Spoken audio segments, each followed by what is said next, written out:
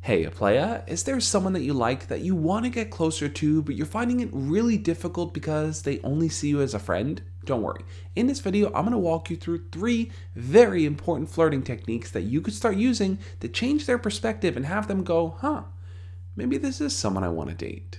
This is the Just Beats, you're watching the Just Beat.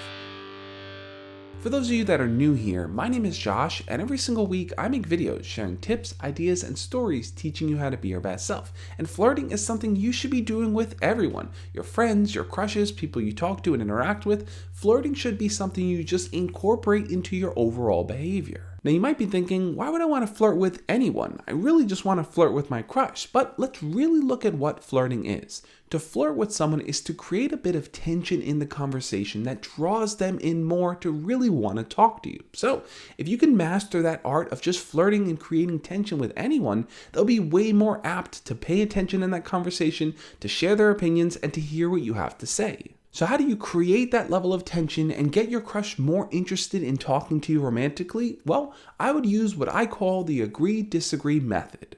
Whenever your crush expresses a really strong opinion about something, ask yourself, do I agree with this or do I disagree with this? Most of the time, the reason why people get friend-zoned is because their response is usually more neutral and safe. Their crush might say something like, this is the best TV show ever, and you'll respond with, yeah, I think it's pretty cool, and that just kind of kills the buzz of it all. Try to have a much stronger opinion about things because that's going to help create the tension. And look, whether you choose to agree or disagree is going to work in your favor. Here's an example. If your crush says that The Mandalorian is the best TV show ever, that they're a huge Star Wars fan, by agreeing with them, you might just kind of dive into that and say, oh my God, you are 100% correct. Listen, you and me, we see eye to eye here. Like, it's us against the world because no one else likes The Mandalorian as much as we do. Or if you disagree, you might want to say something like, oh my God, that's it. We can no longer be friends. The Mandalorian is the most boring TV show ever. I don't know how we're going to recover from this. By agreeing, you're showing your crush that the two of you just get each other, that no one else understands things the way that you two do. And by disagreeing, you're creating a bit of tension there. You're showing your crush that, whoa, we don't see eye to eye on everything. How are we going to make this work? And that might actually pull them in more to try to find more in common with you. And once you can nail that down, the next big thing that a lot of people do that ends up making them get even more friend-zoned is they tend to compliment their crush and then leave it at that.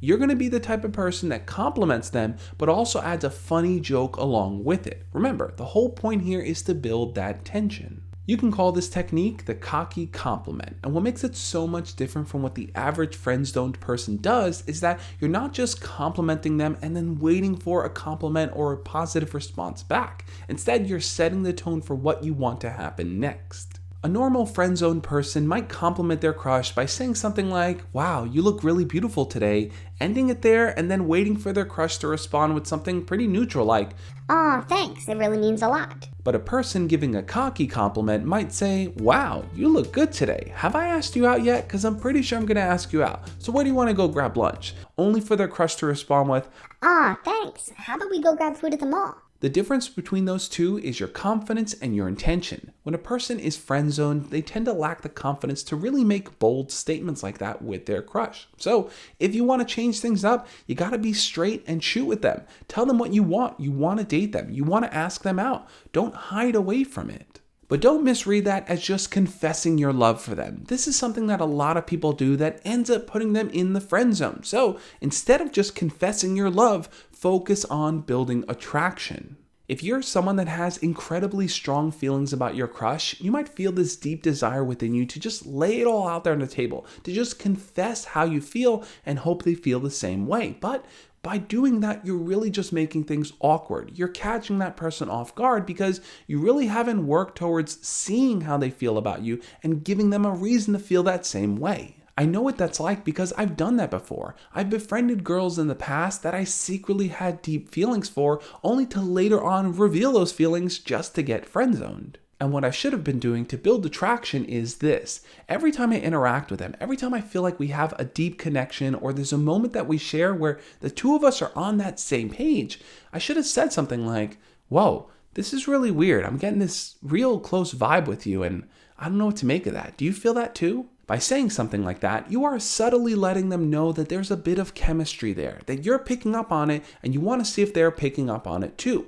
If they're not, they may say something like, I don't know what you're talking about, you're just a friend of mine, and therefore you know not to continue pursuing them. But by planting that seed, you're letting them see that there's a potential that something might actually grow from this. And that's not just something you want to do once. It's something you want to consistently do as you interact with them. You might just want to drop more lines like that by saying, whoa, I don't know why, but I see you kind of differently now. I don't know, just something about you. You just look really, really cute today.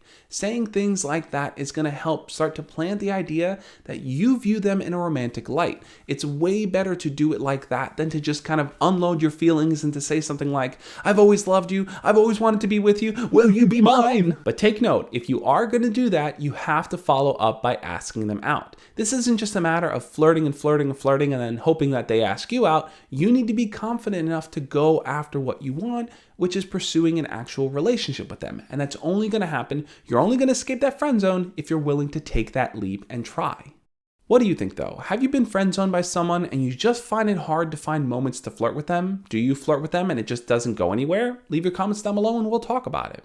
I want to give a huge shout out to all my patrons and YouTube channel members. Thank you guys so much for helping to support the channel. Now, what I want you to do next is check out the playlist over there on the side. That's a playlist of all my videos on escaping the friend zone. You need to watch them if you feel like you're stuck in a place where you just can't get closer to your crush. You've kind of reached the cap of being friends with them and you don't know what to do next. Watch that playlist because I think it'll be super, super helpful.